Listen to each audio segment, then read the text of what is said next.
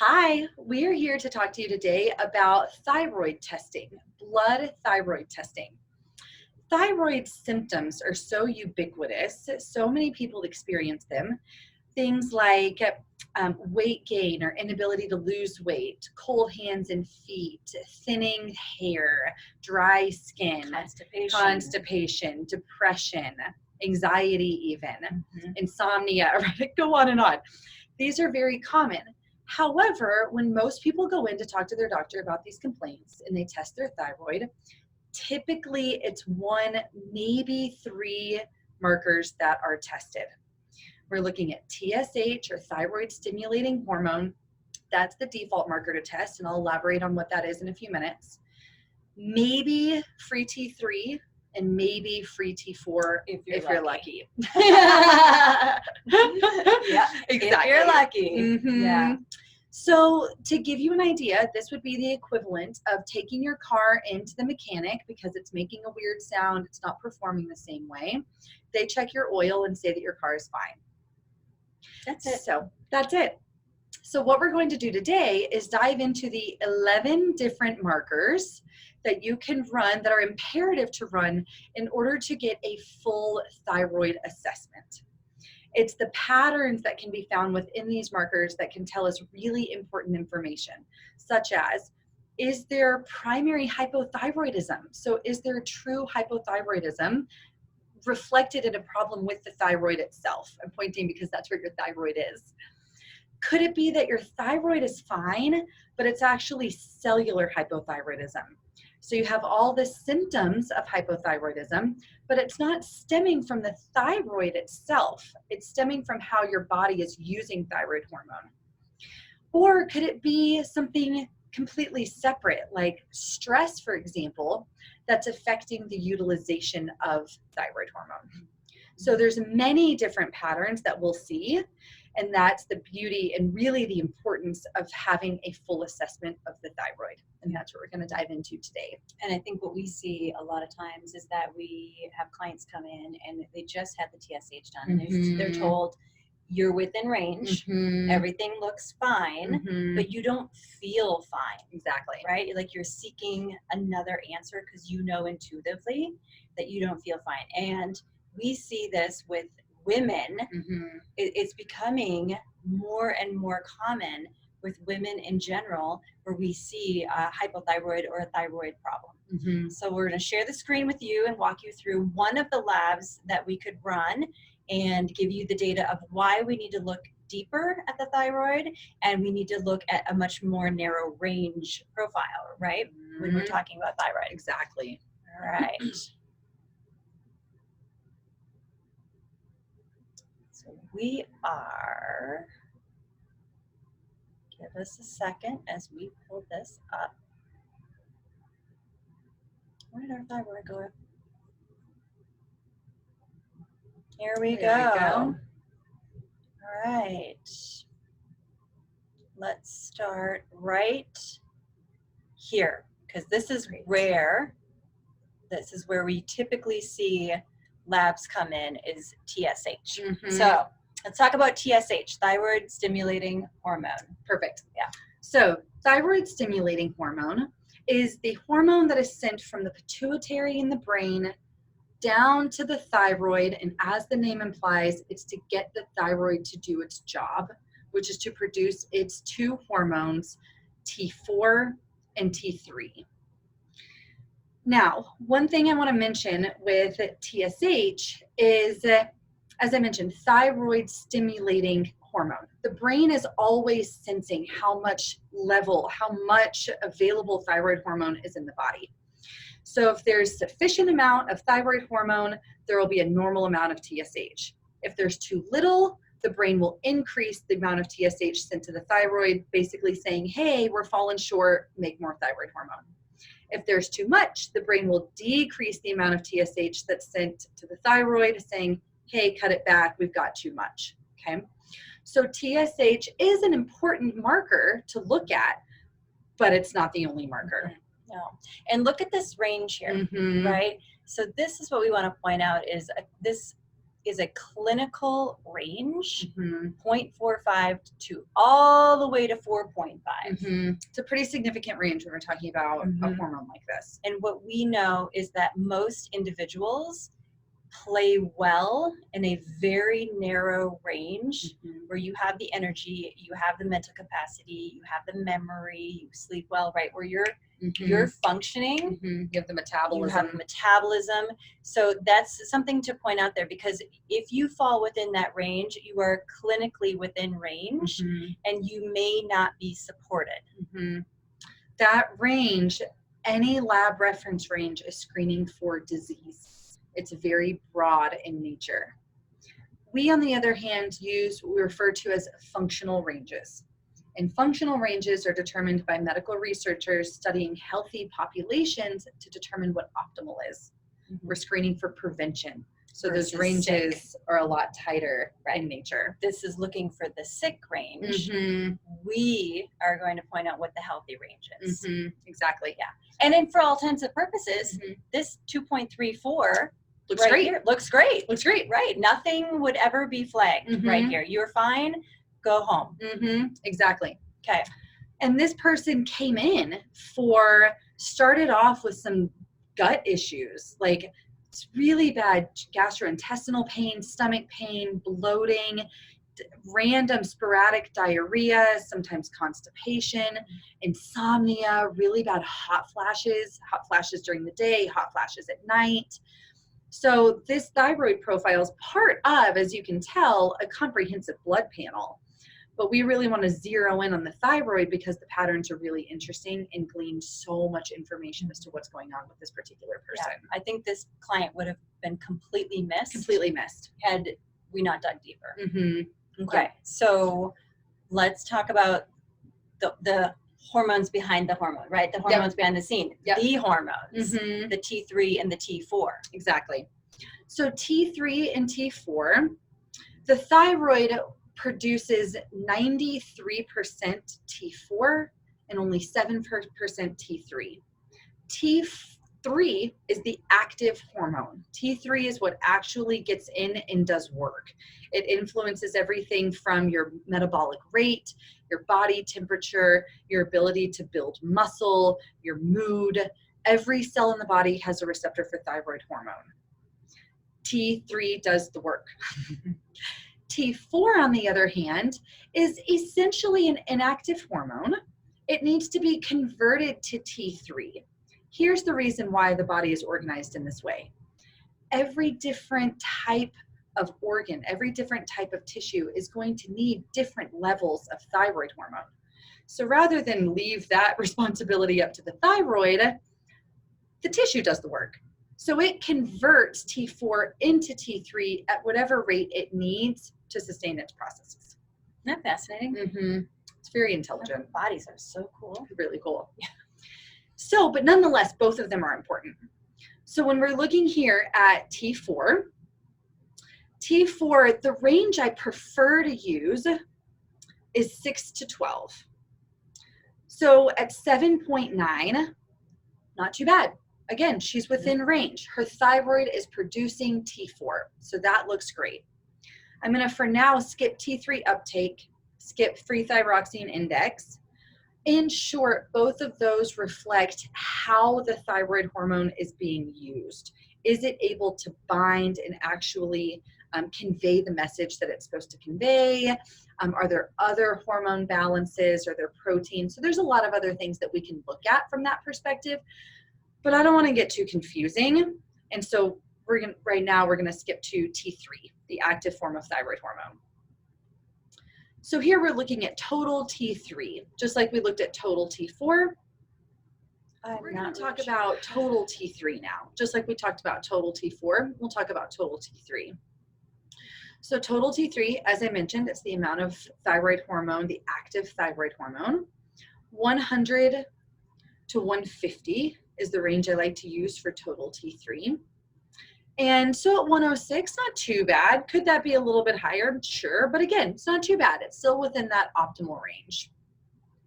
And one quick distinction, because I am saying total T4 and total T3, and we'll talk about free T4 and free T3, is that the totals just represent what's coming out of the thyroid. You can kind of conceptualize it in that sense. From there, we need the free levels of the hormones that actually get in and do the work at the cellular level. And at the cellular level means how we feel, how it makes us feel. Mm-hmm. So totals are important, but then we also need to look at the frees. What is bioavailable to do work in our body? So now we'll scroll down, see the free level of T4, free T4 direct, 1.31. Range I like to use is 1 to 1.5. Again, total T4 looks fine. Point that we're really making here is that we've seen a few different markers that would suggest this person's thyroid initially looks okay. In other words, if they go in for their routine physical, doctor ran TSH, free T3, free T4 even, these would look okay. Mm-hmm. There's a kicker though, so stay tuned till the end. Because this is what we see all the time. All the time. Mm-hmm. Okay. This person's flying under the radar. Totally. So free T4 looks fine, right? So far, we're checking off the boxes. This person's thyroid seems to look okay. Next, we see reverse T3. And reverse T3, that one's worth discussing too. Her levels are fine. I like to use 15 to 24 as the optimal range. 19.2 is fine. Let's talk about reverse T3. T3 is the active form of the hormone, right? Reverse T3 is a competitive binder. So what does that mean? Reverse T3 is during times of stress. It's produced during times of stress. Stress is largely mediated by cortisol. Cortisol and thyroid hormone are both very energizing hormones. If both of them are high at the same time, you're going to metabolically burn out. So as a protective mechanism, if you're undergoing chronic stress, the body's like, no problem. Let's just shunt T3 production towards reverse T3 to protect your body. So in other words, if we see that reverse T3 is high, you will have hypothyroid symptoms that are secondary to some form of stressor, okay? Thyroid is fine. A second form of stressor is creating that cellular hypothyroidism, which relates into, I feel hypothyroid. Right. And I think it's important because we live in a stressful world. Yeah. Like we are as a society, we are stressed out. Absolutely. And so we're seeing this present more and more and more because of our lifestyle. Mm-hmm. Maybe, like you said, not necessarily that your thyroid has an issue, but your lifestyle and how you're showing up and just how we have to operate in this world is causing the stress. Exactly. Yep. Your thyroid is fine. It's the lifestyle that's the problem. We can't utilize thyroid hormone.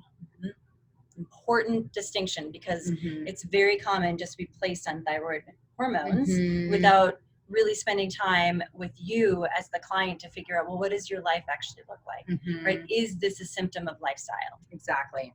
And in this case in particular, taking more thyroid hormone could make it a lot worse. We're going to build up and perpetuate that resistance.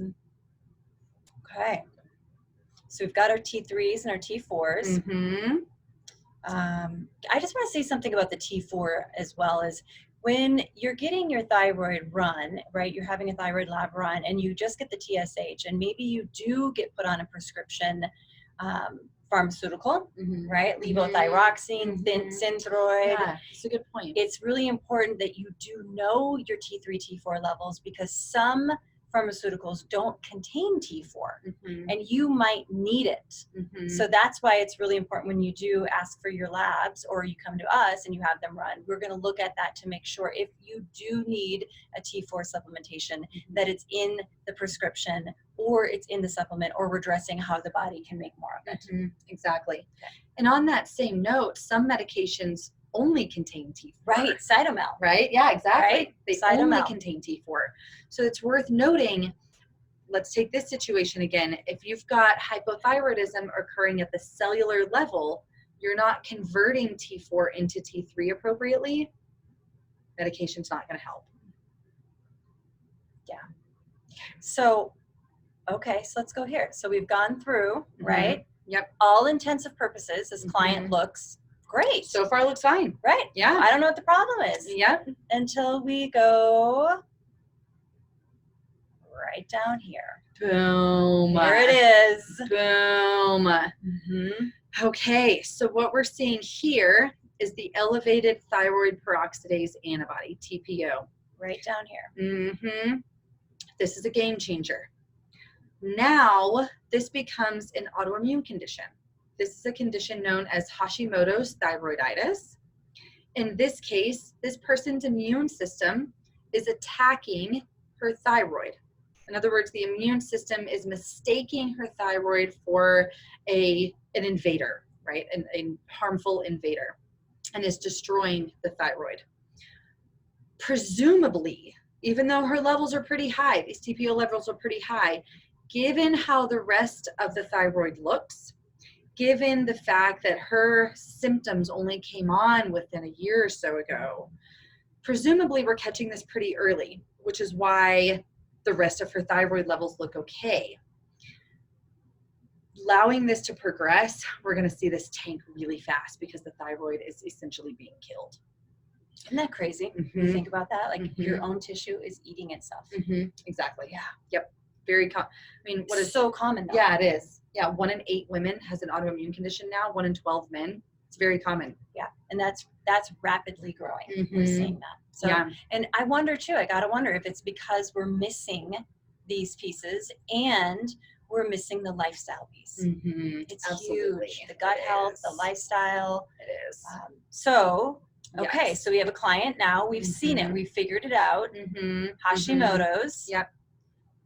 Let's point out too, we got a little bit of a low D3. Yeah. We like to look at that. Yep. Low vitamin D. Low vitamin D. But Hashimoto's, now what? Okay. Right? So now this person's presenting with hypothyroid symptoms. Here's the thing. Still not a problem with the thyroid. It's a problem with the immune system. Again, giving this person thyroid medication can help take the edge off.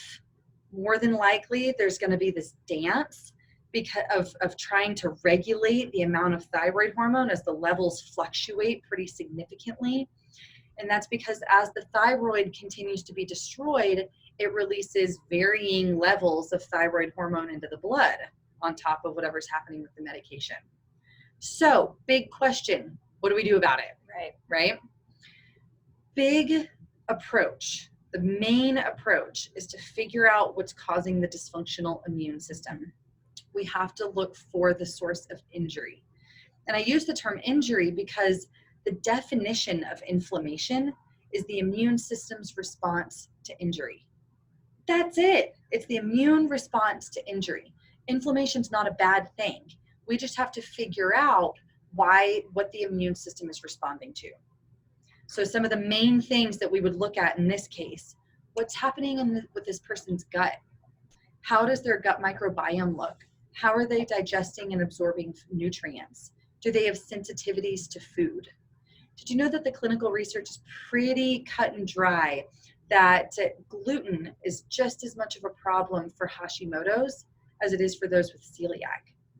So could their diet be perpetuating this problem? Not could, how much? Right. How much is it? Right. Yeah. Right. Stress levels, what does their emotional stress look like? Do they feel like they have purpose in life? Do they feel like they have a connection to others? What does their nutrient status look like? What does their toxic load status look like? All of this will that's what our job is. Right. All of this we prioritize We've got you. For you. That's what we want to say. We've got you because, right, when you hear that, it is overwhelming. It is. Right? And then we want to shut down. Yeah. But that's where, when you really lean on a team of specialists or a specialist, they're going to go deeper and deeper and deeper with you. They're going to spend an hour, 2 hours, 3 hours, however many hours it takes to figure out what is this root cause. Otherwise, this client would go and they would get their pharmaceutical, they get their levothyroxine, and they would walk out and they would continue to have an autoimmune disease, and the thyroid would continue to be eaten, and the symptoms would never really, they'll get worse. They'll just get worse. They'll get worse. Right? And then you're constantly searching and spending more money and searching. Then you find a different doctor until you find the answers. So this is what we do Mm-hmm. to support you in this well-being. Mm-hmm. And it gets tricky when you present a certain way, but you've got one little, right? Like one little flag. Right. Bing. One little thing. That's it. This would have been skipped even by the best of efforts. It would have been missed without running these antibodies. So there's lots of solutions with the thyroid. There's lots of support. Like we said, there's dietary support, there's lifestyle support, there's supplement support, right? We have to look at the other immune function support, like what's the injury, what's the offender. We see it all across the board of different things, even just like a trauma in somebody's life, right? Absolutely. So people will just kind of brush past that, but it's like that can be a huge trigger as well. A divorce, a death, a loss of a job. So we are going to help look deeper at the thyroid because it is so common, and so important, and so important and so overlooked.